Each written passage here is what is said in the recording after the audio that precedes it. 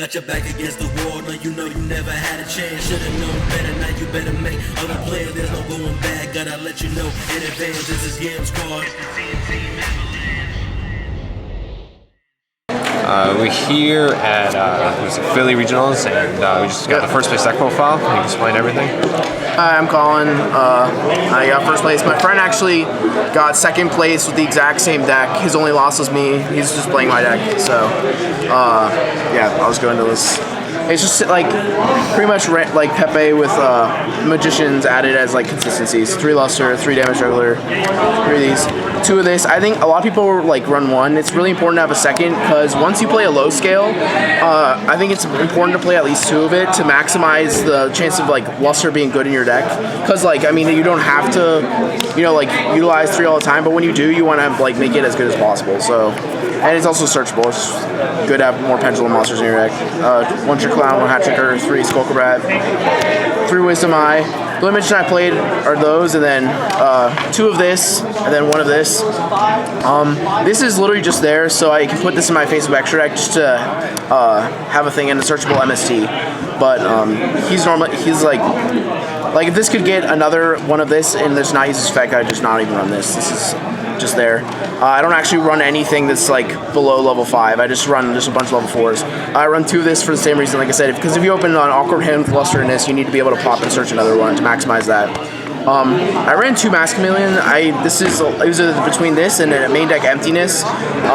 This comes up a lot because when you're forced to go first with this deck, which everyone wants to go second now, the main turn 1 play you do is Omega, which you use search Mask Chameleon to make, and then if you don't have a tuner after that, because you're not always good enough to draw luster, if you need to Ignister somebody later, it's important to have the second one in your deck. And I just wanted a bunch of engine cards in my deck. I didn't want a brick. I felt like if I just drew engine cards against my opponent, that I'd just naturally be better than them. Like my deck was just better than theirs. So that was just my philosophy of main decking the second one of this. It came up a lot. Me and my friend Ryan Levine, he won ARG, got 3rd Dallas, he got 2nd here. We both like agreed this is insane. Partnaga, searchable off the thing. Against him actually, I Flying Sea and Tribute. I had Flying Seed him and then Tribute Partnaga, which is effect is level 5 or lower monsters can't attack, so he couldn't crash me with Flying Sea. So he was actually just stuck under that for a couple turns. And then 1 Gemini Garnet. Okay, I'm going to explain this with 2 Brilliant Fusion.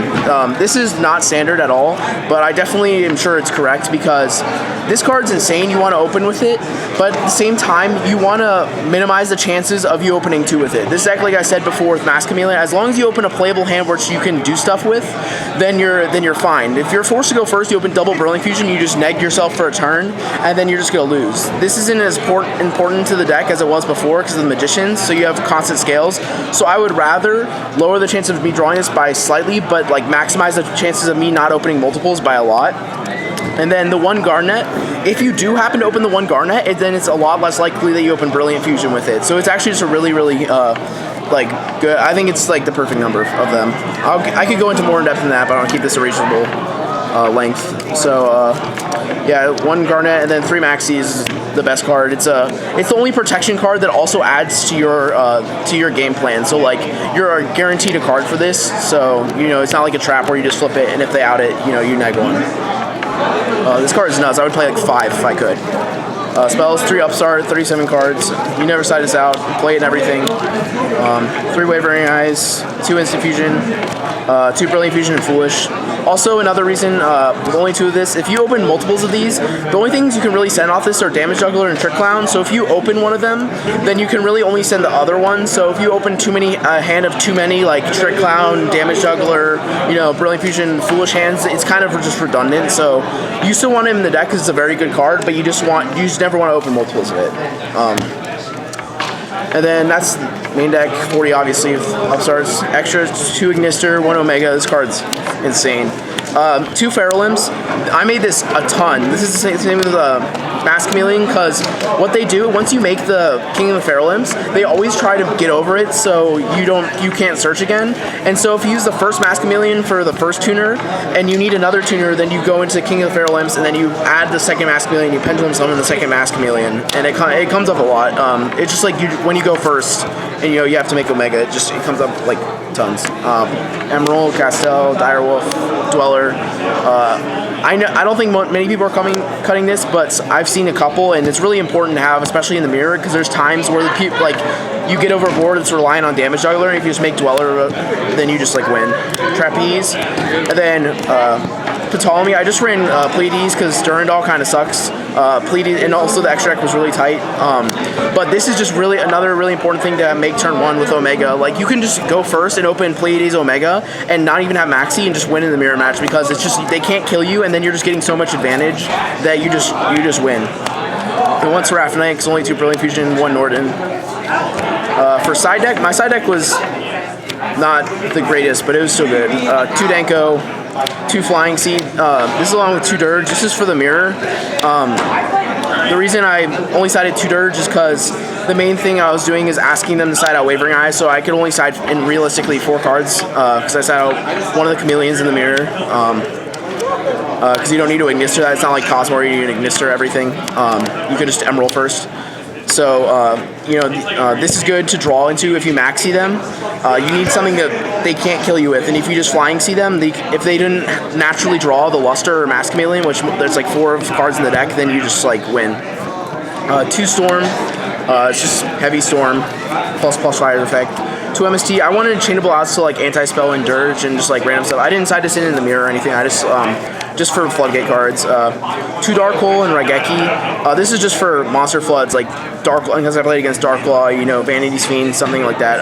If I play against a random Infernoid, because that deck can actually just beat you. That's what this is for. And Raigeki comes in against Kozmo too, because Dweller Raigeki is actually just a really good game plan against the deck. If you draw Raigeki. I sided the Emptiness mainly to ask people to side it out. If people didn't want to side it out, I sided it in the decks it's good against. Then I sided Carnagorgon for when I sided in Dirge and Emptiness, because you just set it up with a Pendulum monster in the mirror with like Dirge or Emptiness, and they can't actually out it, because if they Dragon Pulse, you just pop the Pendulum monster, and if they Dragon Pit, you just pop your Scales, and they actually just can never out it.